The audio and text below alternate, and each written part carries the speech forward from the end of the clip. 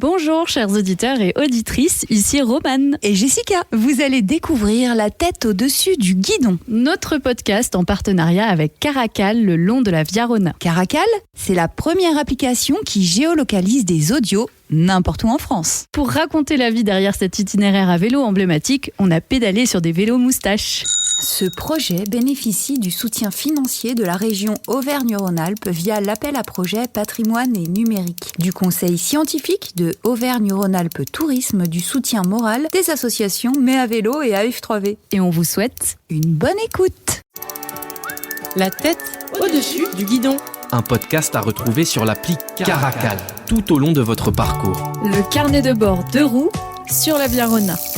2000 ans d'histoire en quelques coups de pédale. La tête au-dessus du guidon, le podcast de Globule Radio, rendu possible grâce à la direction de la culture de la région Auvergne-Rhône-Alpes. En selle! Étape 5, de Morétel à la Balme-les-Grottes, 50 km de l'odeur des champs aux entrailles de la terre. Coucou carnet, bien dormi ? Aujourd'hui, on décolle à 8h30 pour une grosse étape. On se réveille de bonne humeur dans notre beau logement, thé, croissant, et on se met en route. Je suis plutôt tranquille aujourd'hui. On commence doucement. Au 8e kilomètre, on fait un stop à la Maison Ravier, une belle bâtisse dauphinoise perchée dans la vieille ville en haut du village de Morestel. Pas loin de notre point de départ, mais ça vaut le coup. Gravier, vue sur toute la vallée, oiseaux qui chantent. Je t'écris depuis ici d'ailleurs, face à la vue. C'est peut-être bizarre dit comme ça, mais je trouve que c'est un chouette endroit pour mourir. Si seulement tu pouvais voir ça. Je crois que je vais t'acheter des petits yeux en plastique, tu sais ceux qui bougent là et qu'on peut coller partout. Comme ça tu pourras voir toi aussi. Je crois que je m'attache.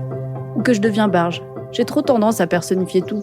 Chez moi, je suis partie en bordant mes doudous pour pas qu'ils aient froid et j'ai tendance à ramasser plusieurs cailloux pour pas qu'ils soient seuls. Je veux pas briser les familles de cailloux, moi. Peut-être tu trouves ça bizarre, mais j'assume complètement. Et de toute façon, je sais que je suis pas seule. Et puis d'abord, t'es qu'incarné, alors tu t'en fous. Maman, je deviens folle, je passe trop du coq à l'âne. Mais je te l'avais dit, quand je suis de bonne humeur, tranquille comme ça, mon cerveau il pète un câble.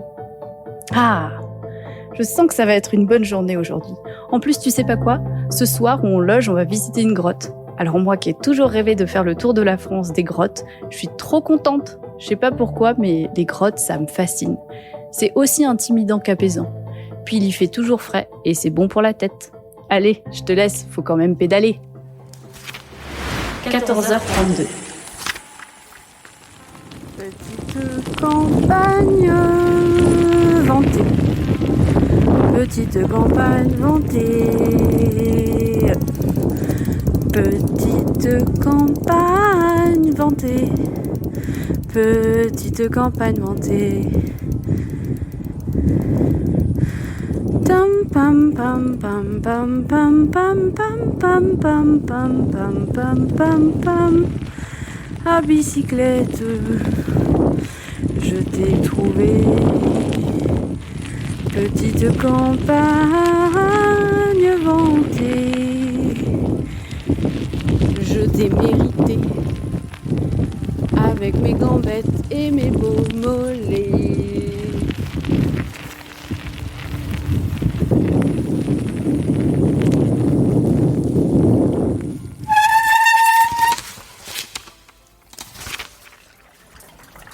« 15h20, grotte de la Balme. Ici, il fait froid. Et l'eau coule depuis des siècles. Partout, le silence cohabite avec le ruissellement de l'eau ou simplement le son d'une goutte qui se dépose sur une roche. Ici, se dégage une puissance, une force certaine. Puissance de l'eau, puissance du silence, de la roche, puissance de l'obscurité et du temps. Ce qui me fascine ici, c'est certes les formes, les colonnes, les couleurs, les hauts plafonds et les petites entrailles, l'écho de ma voix qui se perd, mais c'est aussi qu'ici je ne suis pas seule. Car cette grotte, petite et accessible, est visitée et utilisée depuis des années. Et des années.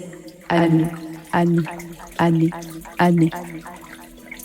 Nous ne sommes pas les seuls à être venus voir la salle des bassins, ces soixantaines de petites piscines creusées dans la roche, à avoir glissé nos corps dans les labyrinthes de pierre, où parfois il n'y a la place de passer qu'en se faisant tout petit. Nous ne sommes pas les seuls à avoir été fascinés par le voile de la mariée dans la salle du lac, le vert, le jaune, le beige, le gris et le marron des parois. Nous ne sommes pas les seuls à s'être arrêtés devant cette stalagmite de 3 mètres qui, si on le regarde, évoque un moine appuyé les 2 mains sur son bâton. En fait, on retrouve nombre d'écrits sur les grottes de la Balme, car elles ont toujours fait partie du paysage. Leur présence n'a jamais été un secret. Déjà à la préhistoire, l'entrée était visible et les hommes s'y réfugiaient de temps en temps. On a retrouvé des bijoux, des outils et des traces de feu. Puis après, de siècle en siècle, ça a continué. Dans la grande salle en bas, les habitants du village organisaient des cérémonies, stockaient des affaires, organisaient des bals. Ça devait être génial. Les grottes faisaient partie des meubles, connus de tous. Et je crois que c'est ce que je trouve le plus fascinant ici. Car quand je déambule dans les galeries, je sais que ce que je vois est similaire à ce que d'autres voyaient il y a très longtemps. Parce qu'ici, les paysages changent très lentement. Les grottes, c'est un des seuls endroits sur Terre où tu peux revenir 500 ans plus tard et reconnaître le paysage. Ça en fait un lieu de connexion hyper fort avec le passé, je trouve. C'est ça qui me plaît. J'imagine les gens venir, leurs mains glisser sur les parois, assister à une messe ou bien plus loin dans le temps s'abriter autour d'un feu après une longue chasse. Ça devait pas être tout à fait pareil à la lueur du feu, des bougies et des flambeaux sans escalier. Ça peut effrayer certains, mais moi j'aurais adoré connaître cette obscurité, voir les ombres des concrétions bouger à la seule lumière de ma torche, devoir escalader. Il valait mieux pas perdre son flambeau. Il paraît que certains s'aventuraient même en barque sur le lac souterrain. Ça devait être un vrai spectacle que je ne peux que imaginer dans ma tête. Ou à travers les mots des auteurs qui ont laissé une trace de leur passage. Et c'est assez déroutant, parfois, d'observer ce temps qui n'a pas changé.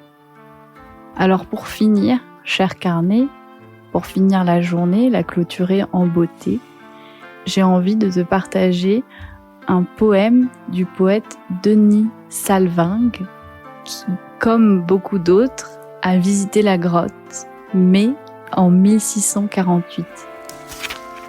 Il était une source limpide dont les ondes brillent d'argent, protégée par une roche dufteuse comme la neige, et d'où jaillit une eau claire comme le verre. L'onde résonne et irrigue la terre. D'ici les arts s'éloignent et l'art y supplée. La nature fait les bassins, arrondit la pierre creusée et retire des ondes de précieux coquillages. Quand débordent les bassins remplis, elle donne d'ingénieux et insolites cercles et d'agréables et pures fontaines. Si tu étais là, cher carnet, tu verrais à quel point c'est étrange de se retrouver face à des mots écrits il y a des centaines d'années et de voir le paysage qu'on a sous les yeux dans les mots, tout simplement. Ici, il parle de la salle de la fontaine. Je te lis la suite. 1648, et pourtant on reconnaît dans ces mots la concrétion du moine. 2 bêtes de pierre font naître l'effroi. D'ici, droit devant, on voit la figure d'un homme puissant, non poli et néanmoins sans aspérité, ni suffisamment humain, semblable à un vautour de marbre. Merci Julie pour la traduction du latin au français de ce poème. Prochaine étape, demain, la Balme, Jonce. Bonne nuit. Le carnet de bord 2 roues sur la Biarrona. La tête au-dessus du guidon. L'Odyssée à vélo de Globule Radio. Une production réalisée en partenariat avec Caracal, l'application qui suggère l'écoute de vos podcasts selon la position de vos auditeurs. Rendu possible grâce à la direction de la culture de la région Auvergne-Rhône-Alpes.